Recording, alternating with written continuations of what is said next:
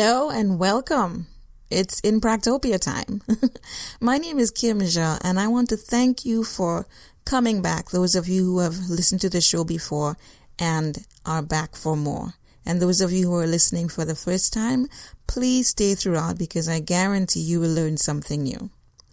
In Practopia, in Practice Utopia, is a show about the Caribbean. It's a different kind of show which brings you what's happening in the region through the people who live there, people who work there, people who are using their in Practopia to develop communities up and down the region. So it's a community, it's an active state which focuses on the Caribbean. Today, we have a very special guest, Miss Frances Ann Solomon, who is a writer, an artist, an entrepreneur under the Caribbean Tales umbrella. And my conversation with her was just so powerful. I know you are going to enjoy it. Also, we have our Ode to the Caribbean quote, and of course we will end the show with the announcement of next week's guest. We also have, did you know, famous actors born in the Caribbean. But before we get to all of that juicy, saucy stuff of the show, we have, as usual, announcements. So last week, I verbalized this thought in my head that we could get 200 plus downloads in 1 week. At the time I'm speaking to you, we've hit half of that goal, which is for me very encouraging. It means that people are coming to the podcast, downloading some more, and the numbers are growing. Like I said, every day we get downloads, but now the numbers are starting to get higher and higher, and that's always been the goal, that in Practopia slowly but surely would become more popular, more of a household name, and it's happening. So I'm very happy to make this announcement.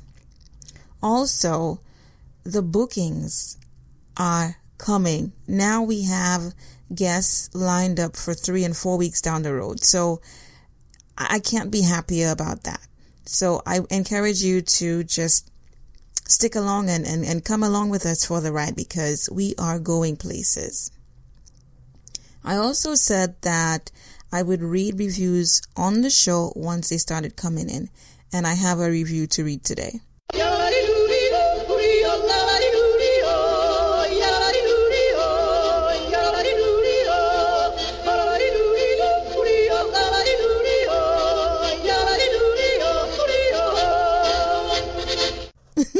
Whoopee! I'm just happy about that. So the first review that we have that I'm going to read to you today is from Michael Clements, who wrote, In Practopia is a wonderful podcast that brings you interesting and thought-provoking interviews and topics related to Caribbean living. I highly recommend this podcast for anyone who has an interest in the Caribbean. I have subscribed and look forward to the next episode. Thank you, Michael, and I hope you're telling your friends about In Practopia and they too are doing what you are doing, downloading and subscribing.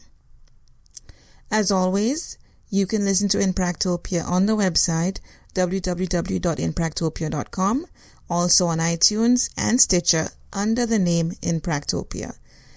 To make it easier for you, we have all of those links on the website itself, so you can get into inpractopia.com and click on the iTunes and the Stitcher buttons and also listen to the podcast there. Okay? So these are the announcements for today. Thank you so much. And it's now time for Did You Know? Famous Actors Born in the Caribbean. The Bahamas, Sidney Poitier, Calvin Lockhart, and Roxy Rocker. Barbados, Earl Maynard and Doug E. Fresh. Guyana, C.C.H. Pounder. St. Lucia, Joseph Marcel. U.S. Virgin Islands, Kelsey Grammer. Voila! And there you have it. People from small island nations doing big things with their lives. And now I'm honored to present to you my conversation with Miss Frances Ann Solomon, writer, filmmaker, entrepreneur, talking about her journey in making the Caribbean Tales family a reality.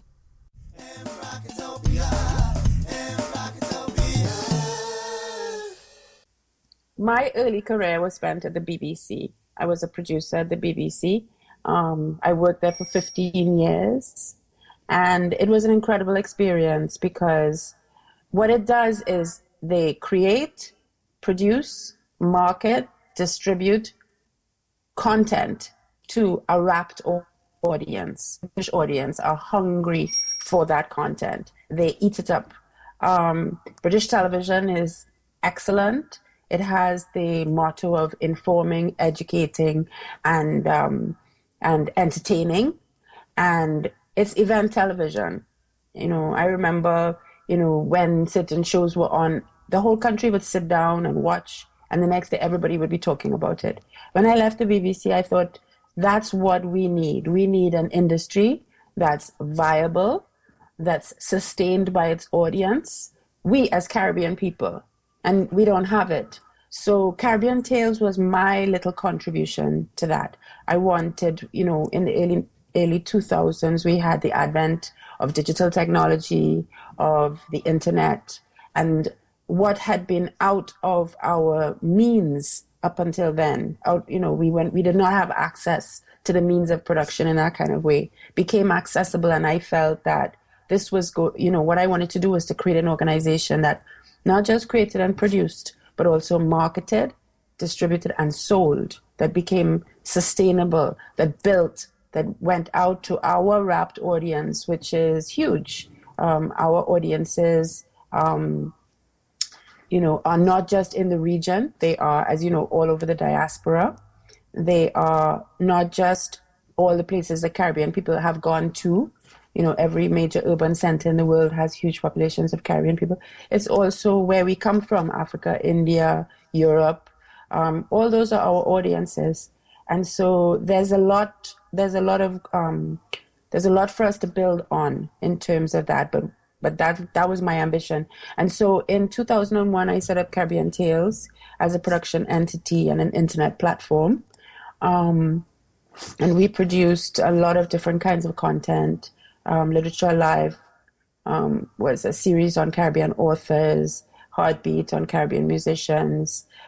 We did comedies, Lord Have Mercy, and stuff like that. And then in 2006, we started the festival. And that was an amazing experience because it really was by accident. A friend of mine approached me and said, you have so much content. Why don't we just have a festival and show your films, the films that you have made over the years? And that was a revelation to me because sitting in that cinema that weekend, looking at our films on the screen, I thought, is this how easy it is? Exhibition is a huge big deal. Getting our films seen has been an issue because the so-called mainstream are apparently not interested in screening our content. It's very hard to get into festivals. It's very hard to get distributors to pick up our... So I thought, so we can do that ourselves. And that was how Caribbean Tales Film Festival started. After that, we partnered with the Trinidad Consulate to show films from Trinidad all over the world. And then we partnered with the Jamaican Consulate. And then we partnered with education to do educational films, University of Toronto. And then in 2010, I was in Barbados and I began to work with a number of people who are working, not so much in production, but in economics, in government. And they were saying, what we need to do really is to build a sustainable industry. And that really clicked with my whole vision. And so we thought that we need not just to create and produce, but also to sell, to build audiences in a sustainable way, so that we can plow that money back into hiring people, so that it stops being something that, a hobby that we do.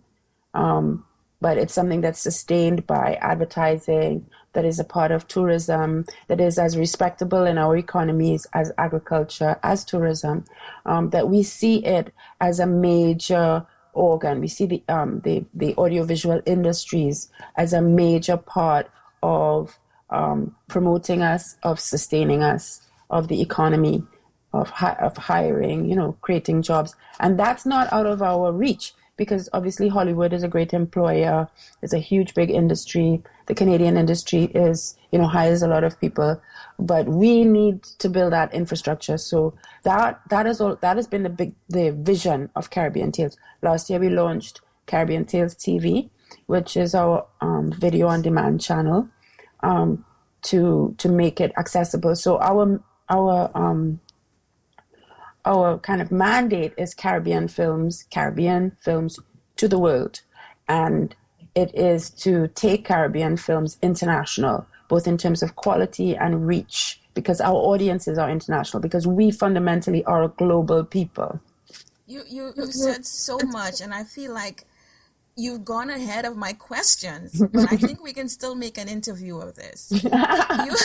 You're right. Caribbean people are everywhere. And some of my guests have reiterated exactly what you said, that we're not just in a small part of the world, we're everywhere, and we're making our mark. You mentioned about the content, making it hard to get other people interested. What is it about content in Caribbean film? Is it about, the language or the story? What is it about it that makes it, well, in your mind, different, but also able for people to consume? Black culture is still very, very subjugated. But that is changing. We have the power to change it now because of the things I talked about before, the digital economy. So there's no real reason. People say, well, the quality isn't good. Traditionally, we haven't had enough money to build a film industry. But look at our music, look at our literature. Our literature is world class, is world renowned. Writers like Derek Walcott, Nalo Hopkinson, who's a science fiction writer. I mean, there are so many tens of writers who are breaking the mold in terms of international literature. So there's no question that the quality of our culture is powerful. We have an incredibly strong culture, but we haven't traditionally had access to the means of production, and now that's changed. So year on year, I'm seeing the quality improve hand over fist, and it's very exciting. So yeah, the quality, I agree, has improved, because I watched a little bit off of the website for Caribbean Tales TV, and I was interested in the kind of storytelling that is being presented to an audience that might be interested in learning or hearing Caribbean storytelling by way of film. Mm-hmm. And because you mentioned about literature and all of that, and I think there's that opportunity to tell a lot of our history and the quality of our writing and literature and reflecting it now on film. Can you talk a little bit about Caribbean film writers, directors, and actors? What kind of contribution that they're making or have the opportunity to on a world stage? Right now, we have literally hundreds of young filmmakers coming up, cutting their teeth, learning the skills of the trade, and creating content that can stand on its own anywhere. In terms of standouts, we have always had great filmmakers. Raoul Peck, for example, from Haiti, who works in France. There are a number of, and he's still working, he's still creating great work. There are a number of young filmmakers who are standing out, but I'm interested in the diversity of stories that are coming out, because the Caribbean story isn't one story. It's so many different things. It's the story of African people. It's the story of Indian people. It's the story of each individual person. It's the story of Jewish people who came after the war. It's the story of Chinese people. I mean, some of the interesting stories that you're seeing coming out now, there was a wonderful film by Richard Fong, who is a Trinidadian, Chinese, Canadian filmmaker, very highly respected here in Canada, from Trinidad, of Chinese heritage. And he made an extraordinary film. Listen to this. It starts with him eating roti in the winter in Toronto and how much he loves roti, which is a Trinidad food, right? And that he likes to cook roti at home. And then that he takes a journey to India, to Trinidad first, to ask the roti makers in Trinidad why they make roti that way and how come they pick, where that comes from. Then he literally travels backward along the trail of the indentured workers who came to Trinidad, throughout the 19th century to replace the African slaves who were so-called freed, right? Mm-hmm. Who were hoodwinked into coming, who were basically trafficked from India. Mm-hmm. He followed their trail backwards to India and into the interior of India until he came to the place there where most of the Indians who came to Trinidad came from. Wow. To see if he could find the original recipe for that food he loved so much in Canada, in Toronto, in the winter, roti. And there you have a story that totally spans the globe, Everybody can identify with it, whether it's Canadians who love roti, Chinese immigrants. And what was interesting was that when we asked Richard to show the film at Caribbean Tales, he said, I don't think Caribbean people will like it. I'm not sure why he said that, because when we showed it in the audience, we had people in the audience shouting at the screen. It was a documentary, which normally you wouldn't expect people to get involved with, because it was about something that any person from the Caribbean, from anywhere, could identify with, whether you're from Jamaica or Guyana, roti. Do you know what I mean? Yes. And you would be interested in that story. I am too. By that journey. I would be. Last night we ate Indian here in Chicago, and I was saying to my friends, I've never come across a roti here in Chicago. And you were talking to me about this gentleman who made a documentary on his journey trying to find the origins of roti. And I wonder that myself, because we ate roti in St. Lucia. We have that Indian thing, not as big as Guyana and Trinidad, but the love for roti. And it crossed my mind that I've never found one here in Chicago. But it's interesting, and it's right. I think we have that ability to connect to people everywhere based on the quality of storytelling that we have, and an opportunity to really, really sink ourselves in another industry. We're good in the music. We're good in literature, and I think film is that opportunity that we can really capitalize on. Absolutely. So, yeah, you've had some festivals around the region. Are people from all of the islands taking part? Talk about how people can get their films into Caribbean Tales, and even better, Caribbean Tales TV. Oh, you just submit them. Yeah, we have films. We're open. Basically, our mandate is that we promote stories that are of interest to people of Caribbean heritage all over the world. And so it's about crossing the language barriers, English, French, Dutch, German, Caribbean stories. And it's everywhere in the diaspora where you find a big market for us actually right now and growing is Africa. Wow. Because obviously, absolutely, there's so much fascination on the continent about us and who we are. And there's also the crossover that a lot of Nollywood and Gollywood, Kumawood, Kenyawood stories are being watched by people in the Caribbean. Yes. And so there's that crossover audience happening now, which is really wonderful. I was making a film earlier this year, and we shot part of it in Ghana.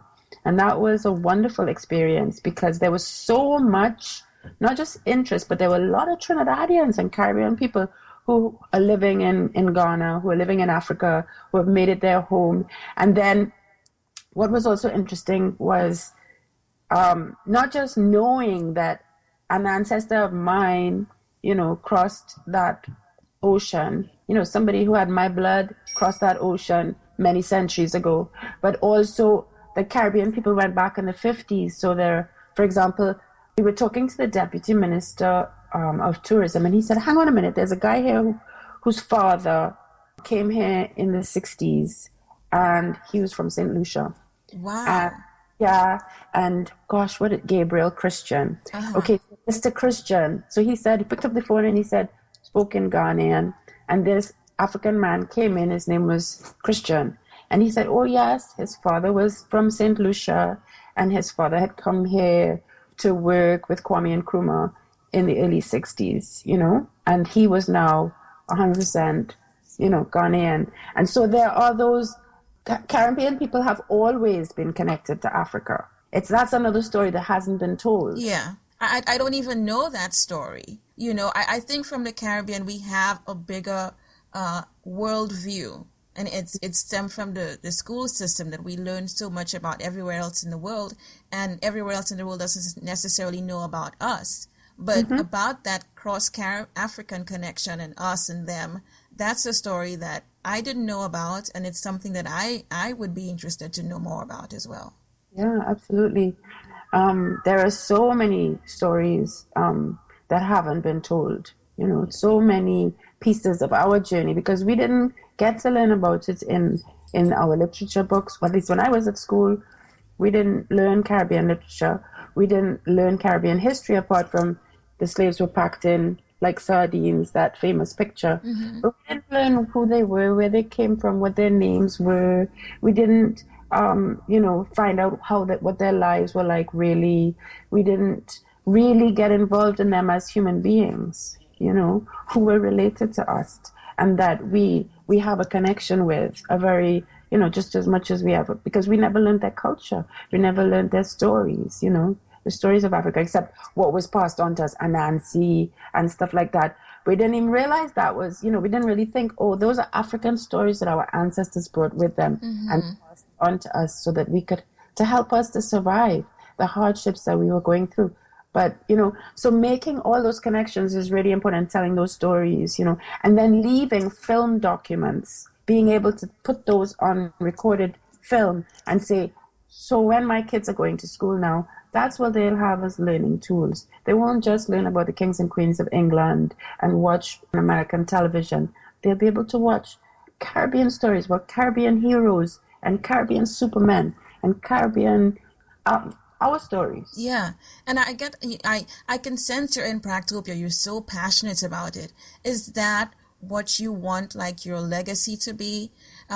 A woman, a person, a Caribbean person who's wanted the Caribbean story to be out there, and in terms of film, so that we can pass on those stories and those messages to our children and grandchildren. The other day I was saying something about legacy, because when you work very hard at something, you want to believe that it's going to survive you in a way, but we can't really make that decision. We don't know, and so many people before us have died in the struggle and left. Their stories have been erased. Do you know what I mean? I do. Like George Padmore. We're making a film now that includes that character of George Padmore. He was a Trinidadian who was the mentor of Kwame Nkrumah. He was one of the creators of the concept of Pan-Africanism. He died and is a hero in Ghana, but he was never taught. He's not taught about in the Caribbean at all. So when I think about legacy, I think I am doing my best to carry on the work of my ancestors, to do them justice and to do them right. And if that lives beyond me, then I'll be content. But I do know the impact. I know the impact that learning about his story and learning about the stories of slaves, the stories of indentured workers, I know the impact of learning those stories had on my consciousness, on my understanding of the world. And so, yes, I want children growing up to get that information more easily than I got it. This is, for me, turning out to be such a powerful conversation that I think I can listen to you until whenever. So talk a little bit about what kind of collaboration came in, what kind of support you got into actually making Caribbean Tales, the distribution company, and now the on-demand TV side of it. What went on into actually making those things happen? Well, partly it's a partnership between like minds. I think at this particular point in time, there are a number of people in the Caribbean who have a similar vision. There's a movement now that you should be using film in a more in building the industry. So I'm not alone by any means. In terms of Caribbean Tales worldwide distribution, this was started by a grant that we got from Barbados, the Barbados Entrepreneurs Fund, run by Dr. Basil Springer. At that particular moment in time, Barbados was investing in developing new businesses, and we were lucky enough to get a portion of venture capital to actually start the company. We wouldn't have been able to do it without their support. And I worked together with Dr. Keith Nurse, who was the director of the Srinath Rampal Center, an economist and creative thinker of note in the Caribbean, Lisa Wickham and Mary Wells.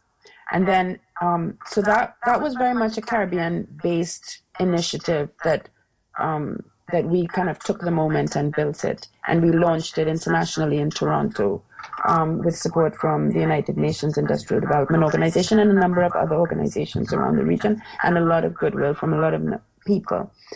In terms of Caribbean Tales TV, that was a different story because we got support from that initially from two sources, two kind of unlikely sources. One is a German company called onlinefilm.org.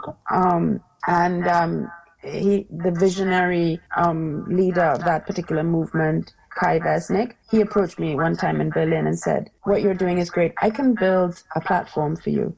And then we also got funding from the Trillium Foundation in Toronto, and specifically to make Caribbean heritage audiovisual tools accessible to young people. That was what we set it up as.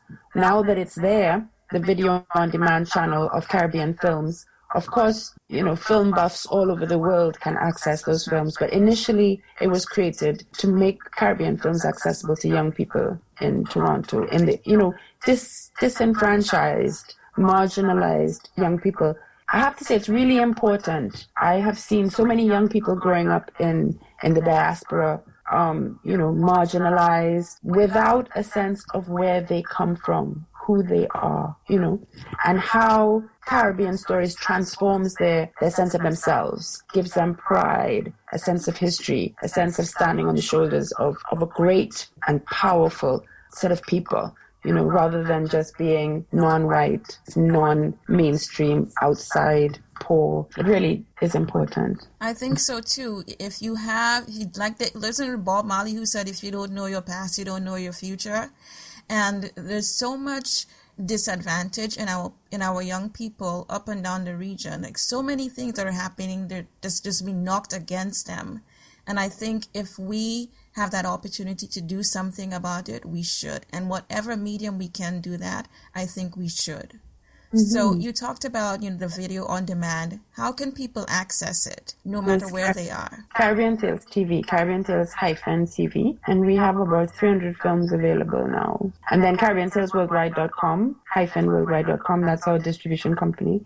And we do a lot of sales to broadcast, to educational institutions, universities, high schools, and individual screenings. And then we have the Caribbean Tales Film Festival, the Caribbean Tales Incubator Program, which trains filmmakers, and Caribbean Tales Flicks. So what do you see the future like for the entire Caribbean Tales family? This year we got funding from the European Union, which was huge, because obviously having all these ambitions, it's very hard to fund stuff that is brand new. Nobody knows if it's going to work. It's not, tits and boobs, and it's just important developmental work. And funding has been a huge struggle for us, but we got funding this year from the European Union. And we also got charitable status in Canada, which makes us have access to more sponsorship opportunities. So I hope that we will be able to grow and have wider reach. Now we're going to be traveling in order to take the films international, to different marketplaces and find the appropriate buyers. And it looks, I would like to see it. More and more people are coming on board to support. And I am able to take more of a overseeing role rather than a dishwashing, toilet cleaning, floor brushing role, which has been when you start something, you have to be in there with the soldiers, Like they say, you have to be chief cook and bottle washer. Absolutely. So, but yeah, so it's growing and it's exciting. I'm excited for you and Caribbean Tales because, even before we talked, right, and we're talking right now, I've been every now and then going back ever since, and I found you totally by accident when I was looking up films made or the history of film in the Caribbean. And that's how I found you, and I'm excited for what your whole vision and mission is, and I really wish you the best. And I hope that Caribbean Tales TV, Caribbean Tales, the entire family, continues to grow from strength to strength. Thank you so much, and I wish you all the best too. Thank you. The more we start sharing the Caribbean and talking to one another, I think the sky's the limit. Absolutely, I agree.